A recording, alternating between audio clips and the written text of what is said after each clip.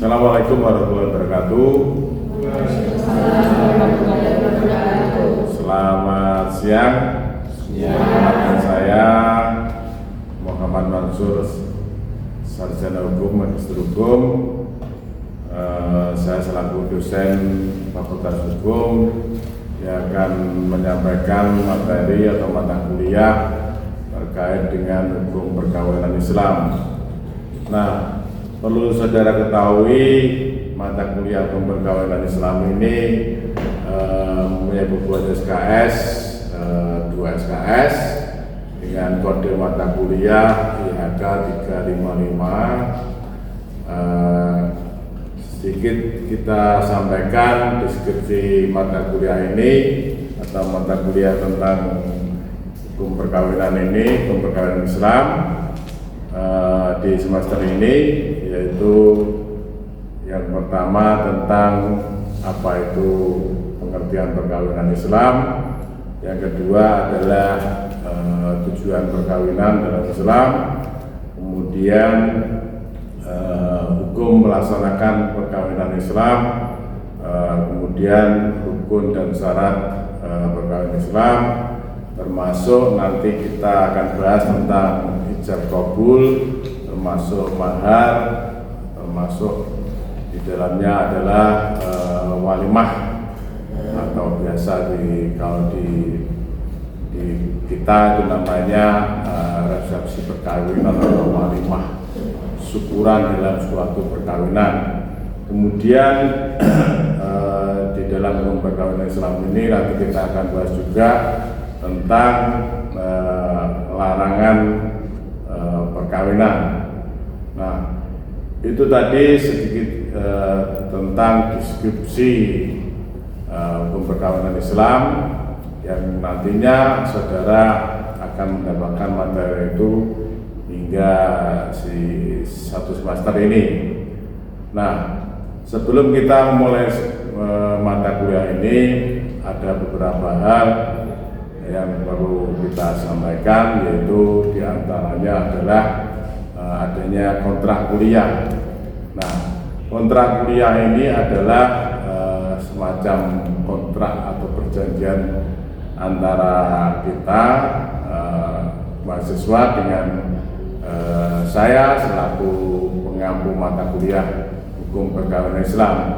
Nah, kontrak kuliah ini berisi beberapa hal yang akan kita laksanakan selama satu semester depan. Nah, di antara kontrak kuliah ini di dalamnya ada beberapa ketentuan yang harus kita taati bersama, yaitu di antaranya kita harus mengikuti tata tertib yang ada di dalam perkuliahan, yaitu diantaranya kita diwajibkan menggunakan pakaian yang sopan, rapi. Tentunya yang namanya pakaian juga harus bergerak, bukan yang tidak bergerak. Kemudian kita juga tidak diperkenankan untuk memakai sandal.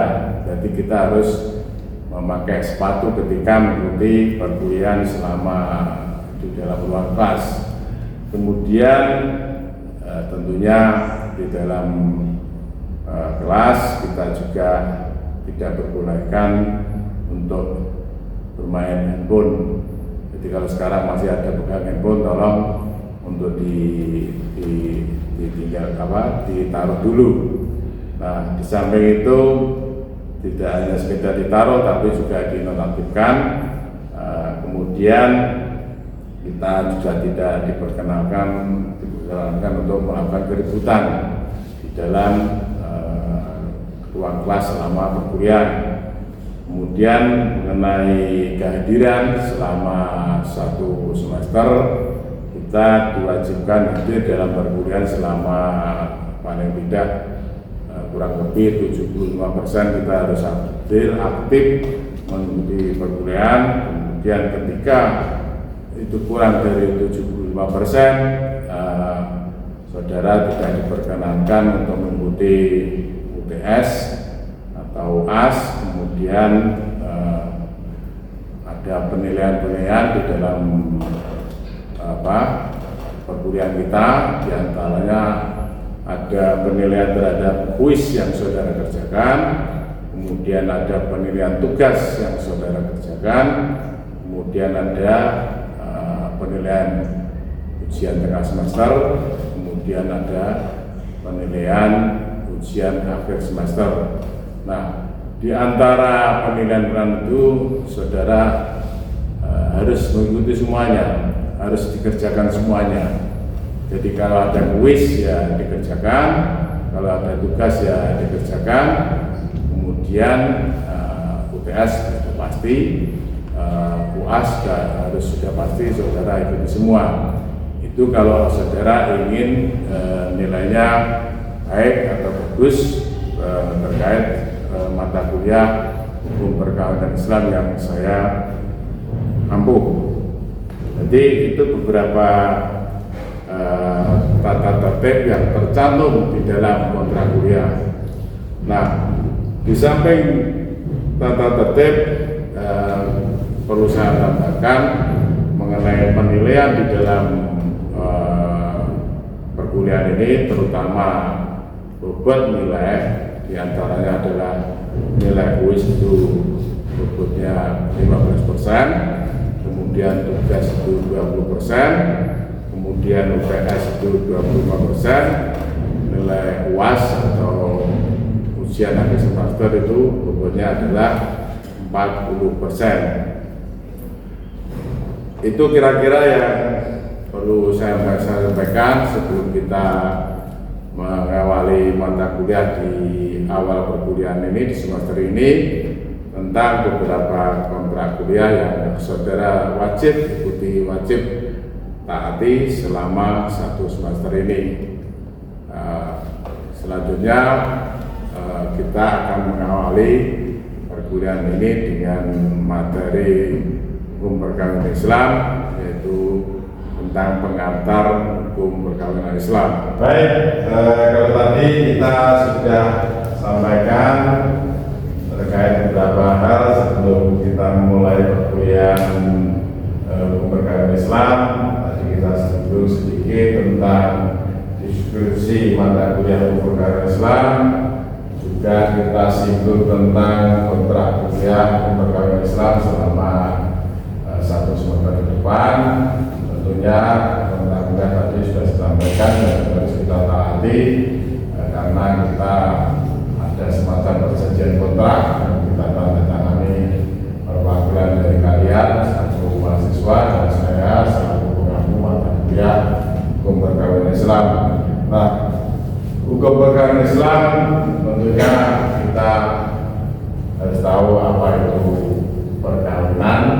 Nah, perkawinan itu atau kawin atau nikah itu menurut asli arti aslinya adalah hubungan seksual. Jadi hukum perkawinan atau kawin atau nikah itu arti aslinya adalah hubungan seksual. Tetapi menurut arti majelis atau arti hukum itu adalah akad. Akad itu kalau bahasa kita, bahasa sehari-hari adalah perjanjian. Ya, perjanjian apa atau akad apa? Akad yang menjadikan halal hubungan seksual sebagai suami istri antara seorang pria dan seorang wanita.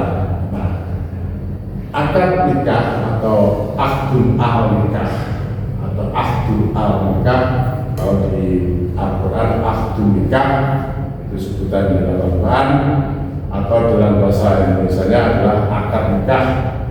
Nah, itu berasal dari kata akad dan nikah. Akad itu tadi perjanjian, sedangkan nikah artinya perkawinan. Nah, jadi akad nikah berarti perjanjian suci untuk menikahkan diri dalam perkawinan antara seorang pria dengan seorang wanita. Untuk apa perkawinan itu? Tentunya untuk keluarga bahagia, kekal dan abadi. Nah, perkawinan atau kawin tadi menurut beberapa ahli, diantaranya menurut Sayyidul Talib yang mengatakan bahwa perkawinan adalah suatu perjanjian suci yang kuat dan kokoh untuk hidup bersama secara sah antara seorang laki-laki dan seorang perempuan, tentunya untuk membentuk keluarga yang kekal maupun menyantuni kasih mengasihi, tentram dan bahagia.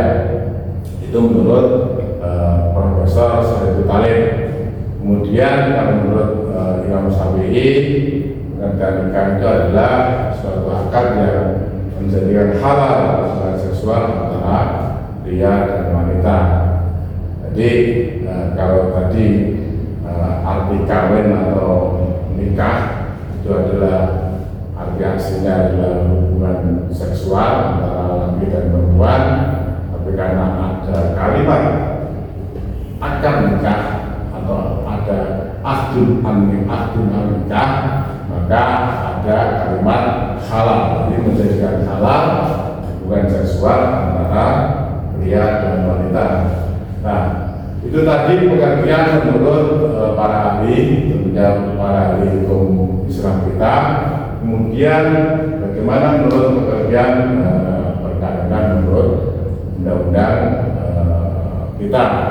Nah, menurut undang-undang kita, yaitu Undang-Undang Nomor 1 Tahun 74 atau Undang-Undang tentang perkawinan, di pasal 1-nya disebutkan perkawinan adalah ikatan lahir batin antara seorang pria dan seorang wanita. Nah, sebagai apa? Sebagai suami istri dengan tujuan membentuk keluarga.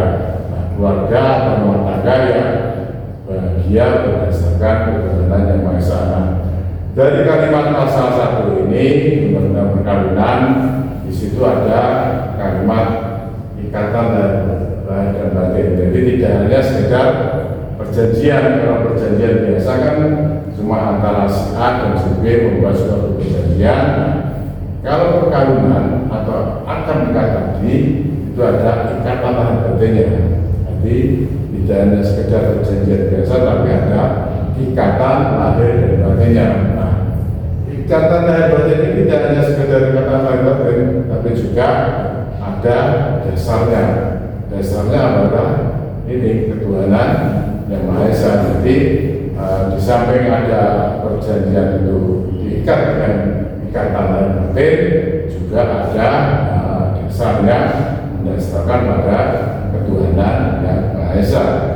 Nah, kemudian pengertian perkawinan menurut kompilasi hukum Islam atau KHI itu kalau di dalam kompilasi hukum Islam itu penyebutannya adalah pernikahan, bukan perkawinan. Nah, pernikahan di dalam kompilasi hukum Islam atau KHI itu adalah akad yang sangat kuat atau disakon bolidor untuk mentaati perintah Allah. Nah, di sini jadi ada penekanannya, disakon bolidor untuk mentaati perintah Allah dan melaksanakannya merupakan ibadah. Jadi kalau perkawinan tadi menurut undang-undang perkawinan itu lebih umum dan lebih pengertian secara umum, tapi kalau kompilasi hukum Islam itu pernikahan itu dimaknai sebagai sesuatu akad yang kuat, perjanjian yang kuat, atau misalkan bolidor. Untuk apa? Untuk mentaati perintah Allah. Nah, tidak hanya mentaati perintah Allah, tapi siapa yang melaksanakan perintah Allah tadi, nah, itu merupakan suatu ibadah. Nah, di samping itu perkawinan menurut kompilasi hukum Islam itu bertujuan untuk mewujudkan kehidupan rumah tangga yang sakinah, mawaddah, warahmah, yang kita bahasa singkat dengan samawa. Makanya samawa itu kan makna yang kira-kira kita samawa mengumpulkan, tapi kalau kita sebut dengan sakinah, mawaddah, warahmah itu lebih gamblang. Jadi sakinah, mawaddah, warahmah secara singkat mawawa apa? Jadi samawa. Jadi sakinah, mawaddah, warahmah. Nah, di samping ada pengertian tentang perkawinan atau pengertian tentang akad perkawinan nikah atau akdun nikah. Di dalam perkawinan Islam sebenarnya ada tujuan. Nah, tujuan perkawinan di dalam Islam adalah tadi untuk memenuhi tuntutan hajat tabiat kemanusiaan berhubungan antara laki-laki dan perempuan. Hubungan laki-laki dan perempuan itu dalam rangka mewujudkan suatu keluarga yang bahagia dengan dasar cinta kasih, sayang, termasuk yang gak kalah penting adalah hubungan tadi, tujuan hubungan perkawinan tadi adalah untuk memperoleh keturunan yang sah. Nah, sah dalam hal ini adalah sah menurut agama Islam. Jadi karena kita terkait dengan hukum perkawinan Islam adalah memperoleh keturunannya adalah sah dalam hukum Islam. Sah yang di samping menurut masyarakat juga kita sahnya harus mengikuti ketentuan yang diatur di dalam syariat Islam. Nah, selain itu ada yang berpendapat bahwa tujuan perkawinan itu adalah menurut perintah Allah untuk memperoleh keturunan yang sah. Tapi juga dalam masyarakat yang menunjukkan rumah tangga yang baik dan teratur. Nah, dari beberapa pengertian tadi atau tujuan perkawinan tadi, kalau kita simpulkan atau kita rinci kembali, tujuan perkawinan adalah untuk menghalalkan hubungan kelamin. Yang kedua adalah untuk memenuhi tuntutan hajat tabiat kemanusiaan. Nah, kemudian tujuan yang selanjutnya adalah mewujudkan suatu keluarga dengan dasar cinta kasih. Kemudian yang paling penting adalah tujuan perkawinan adalah untuk memperoleh keturunan yang sah.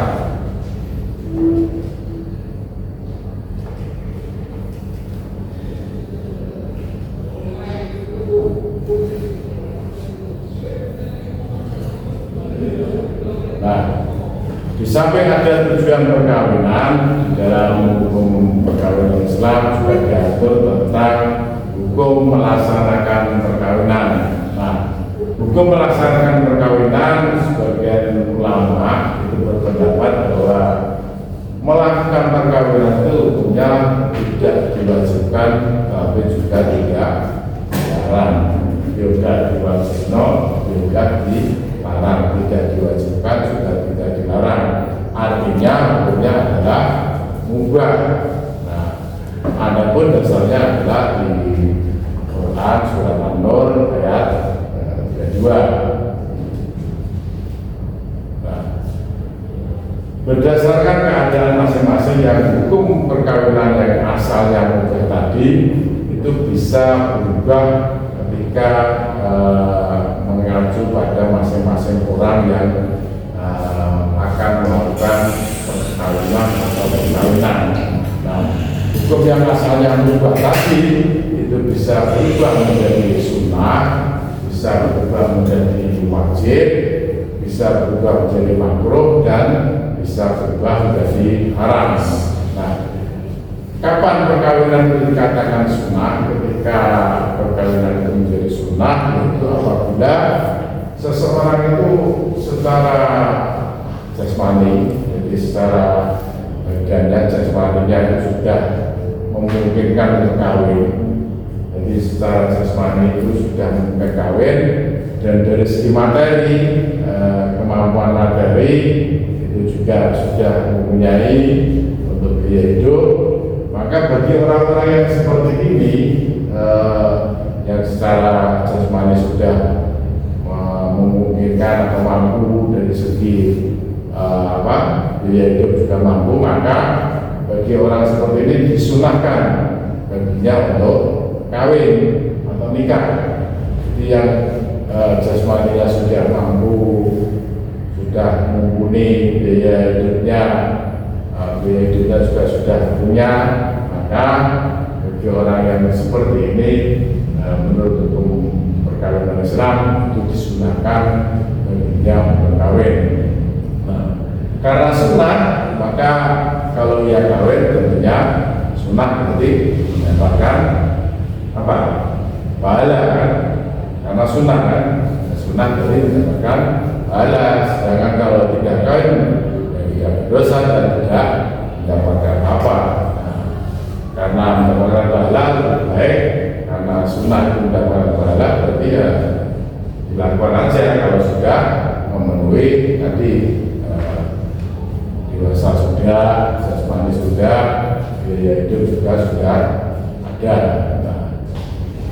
Nah, perkawinan juga bisa yang tadinya mubah tadi bisa berubah menjadi perkawinan wajib ketika punya wajib ini ketika seseorang dari segi biaya hidup ini sudah mencukupi, jadi keuangan sudah ada, biaya untuk rumah tangga ada. Nah, dari segi biaya ada, mungkin dari segi jasmani juga sangat ada. Nah, tapi dari segi jasmani ini mereka sudah sangat mendesak untuk kawin, sehingga kalau tidak kawin atau tidak melakukan perkawinan dikhawatirkan si orang tadi berjumus melakukan penyelewengan atau melakukan perbuatan yang dilarang oleh agama, sehingga hukum perkawinan Islam kita mewajibkan orang-orang yang demikian yang sudah bahasa Jawanya tidak mampu jadi dia sudah tidak mampu menahan nafsunya, maka sebaiknya atau diwajibkan bagi orang yang demikian itu wajib baginya untuk kawin. Jadi hidup ada dari segi jasmani sudah sangat cukup dewasa. Kemudian yang satu ini yang penting, kalau dia tidak mampu menahan nafsunya maka bagi yang demikian wajiblah untuk melakukan kawin. Nah, karena wajib kalau dia kawin akan mendapatkan pahala, dan kalau tidak dia akan berdosa. Itu karena wajib. Nah, selanjutnya perkawinan yang mubah tadi juga bisa berubah menjadi makruh. Itu ketika seorang berbadan dari segi jasmani sudah wajar untuk kawin, tapi biayanya berdunia. Jadi dari segi ekonomi si orang tadi belum mampu untuk membiayai keluarganya nanti ke depan. Justru kalau orang seperti ini itu hukumnya makruh, jadi tidak diperbolehkan untuk kawin dulu, sebaiknya menunda dulu perkawinannya, karena dikhawatirkan orang seperti ini itu nantinya ke depan kalau dia tetap melakukan perkawinan itu justru akan menyengsarakan hidup istri dan anak-anaknya. Nanti dikhawatirkan mereka yang secara ekonomi belum mampu, tapi dari segi jasmani dia juga sudah wajar berkawin, tapi ekonominya yang belum mampu, dikhawatirkan tadi keluarganya menjadi sengsara sehingga tidak perlu dilaksanakan dulu perkawinannya, sehingga orang yang demikian makruhlah baginya untuk kawin. Kalau dia kawin berarti dia tidak berdosa dan juga tidak mendapatkan pahala. Tapi kalau tidak kawin dia akan mendapatkan pahala. Nah, yang terakhir adalah perkawinan itu hukumnya menjadi haram.